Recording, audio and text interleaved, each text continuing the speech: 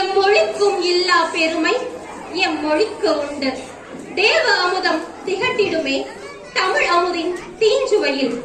1000 யுகங்கள் கடந்தாலும் அழியாத நின் புகழை, என் தாய் தமிழை வணங்கி துவங்குகிறேன் எனதுரையை. இதோ தை மாத குதிரையில் வருகிறது திருவிழா. வாசல்களை உங்கள் குப்பைகளை கழித்து கோலத்தின் முத்தத்துக்காய் குளித்து காத்திருங்கள். சுவர்களை உங்கள் அழுக்கு ஆடைகளை சுண்ணாம்பு வேட்டிகளால் சுற்றி மறையுங்கள்.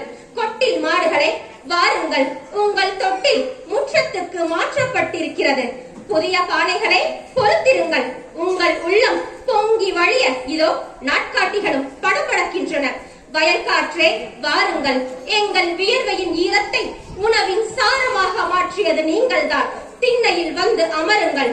பூமி தாயே பெருமிதம் கொள், நீ உமிக்குள் ஒழித்து வைப்பதை இன்னும் எங்கள் கணினி கூடங்களால் தயாரிக்க இயலவில்லை. எல்லோரும் வாருங்கள், மனம் பொங்க மகிழுங்கள். இது தமிழர் பண்பாட்டின் தனி அடையாளம். அறுவடையின் ஆனந்தத்திலும் வறுமையின் வேதனையிலும் நன்றி மறக்காத எம் தமிழ் தலைமுறையின் தன்மான அடையாளம். கலாச்சார வேர்களை ஆழ உழுதுவை. வயலில்லையே செயலில்லை என்பதை சிந்தையில் தை. இதோ வந்துவிட்டது தை.